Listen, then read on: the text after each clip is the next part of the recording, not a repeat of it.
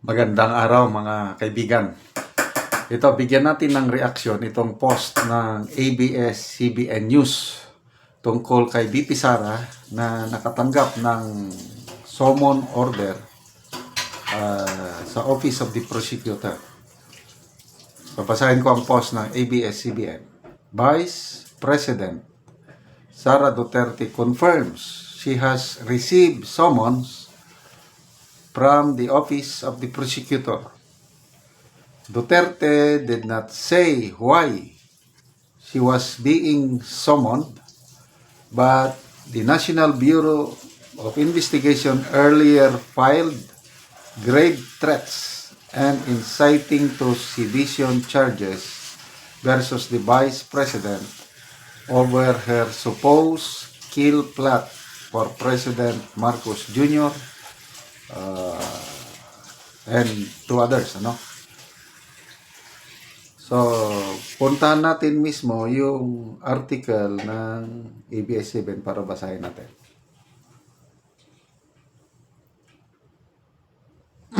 Ito na yung article.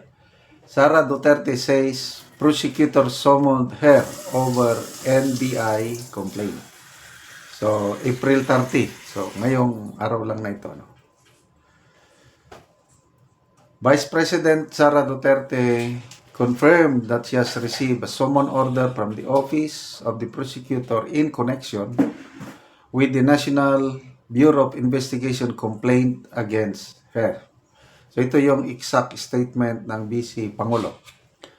Ako man ay nakareceive din kanina ng summons sa Office of the Prosecutor sa final ng National Bureau of Investigation na kaso laban sa akin. Sinabi niya sa isang chance interview sa Leyte. Ibig sabihin, nasa Leyte ngayon si VP. Duterte did not give further details. Okay, so matatandaan na natin na kailan ba yun? Yung sinight in contempt nila si Yusek Zuleika Lopez, yung kanyang chief of staff. Yun, nag-press conference si VP Sara, isang Zoom press conference, gabi. At yun, nabanggit niya na kung may mangyayari sa akin, nag-contact na ako ng tao na ganito. Yun, may nabanggit siyang threat against the President, First Lady, and the Speaker of the House. Duterte has said her remarks in the late 2024 about the supposed plot have been taken out of context. Her supporters have also argued that if Duterte had uttered a threat, it was conditional one and not actionable.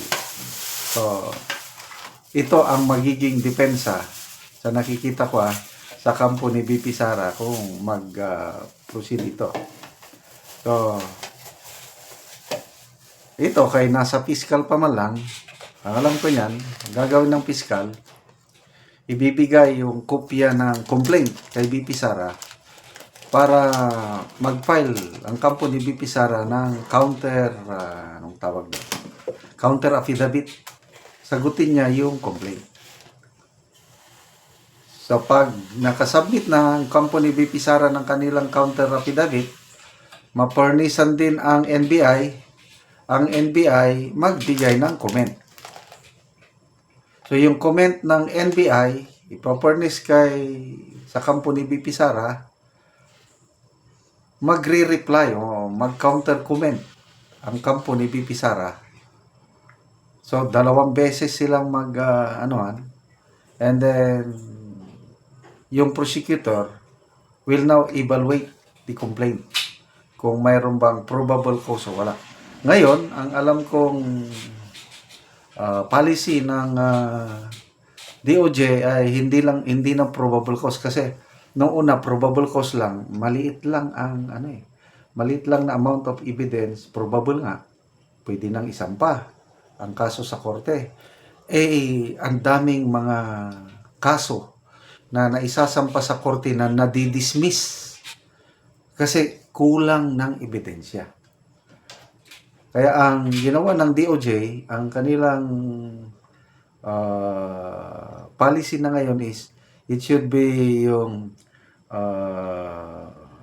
conviction, yung sigurado, large, big probability of conviction. May term sila dyan na dapat bago isampa ng piskalya yung kaso, certainty of conviction. Yun pala ang ano. There should be a certainty of conviction para ma-file. So yung probable cause, wala na yun. Kaya tignan nyo, yung i-final ng PNP na grave threat, the same incident din, yung parang si BP Sara daw nung nagko-commotion na, parang trineten daw niya yung police. So yung police, medical officer ito nag-file ng complaint against kay BP Sara. Anong desisyon ng prosecutor? Binasura. Dahil kulang ang ebidensya. So ito ngayon, NBI ang nag-file ng complaint. So, i-determine ngayon ng prosecutor. Sana, maging patas lang ang prosecutor. Tignan nila. Let's pray na, na i-dismiss ulit ng prosecutor yung kasi nga, ang hinahanap na ngayon is certainty of conviction. Mataas na na level of evidence ang kailangan bago isampa. Okay, dito, binanggit din ni BP Sara yung sa article nito, yung mga kaso-kaso ni Attorney Vic Rodriguez. Patong-patong na rin ang naisampang kaso kay Attorney Harry Roque pala, sorry. It's not Vic Rodriguez. Sinampa na. Okay, dito.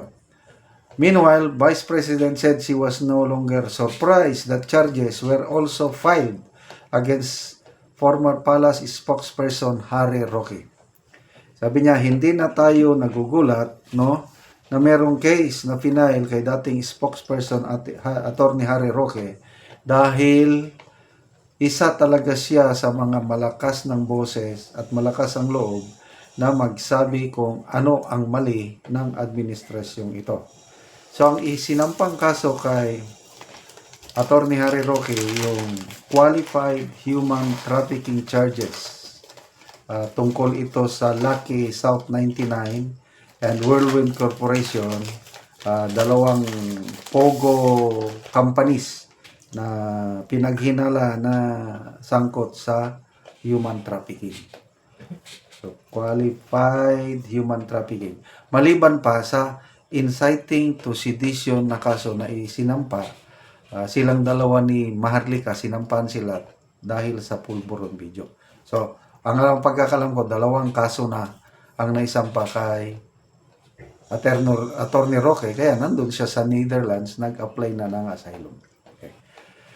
Mga kaibigan, salamat sa inyong pagsubaybay sa ating channel. Nakakatulong kayo ng malaki sa tribong talandig ng Bukidnon dahil ang ating income sa channel na ito is tinutulong natin sa tribo.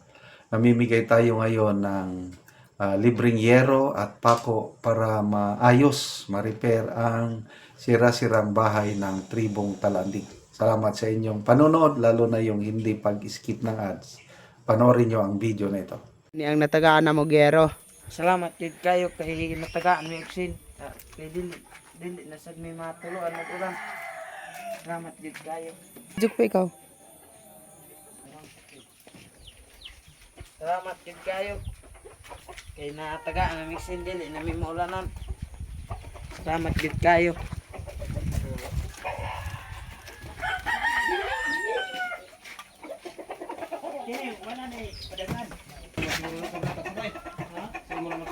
So, karon mo ni kadagko sa bustot sa ilang sin, ilang atop.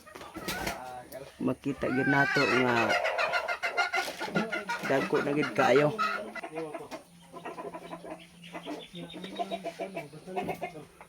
O mura po di ang kadak sa ilang payag-payag. Karon daw ngon sa ibang maistorya nga karon na hatagan na mo og sin, makaatop na gyud mo og bag-o. Salamat gid kayo sa Ginoo kay natagaan na may dili na sa may matuluan sa ulan. Og isa pa, salamat sad kayo sa inyong pagpananaw sa ilang pag video. Salamat kayo sa pagtanaw sa video sa YouTube. Ug mao ra to. Dagan salamat. Sige, salamat.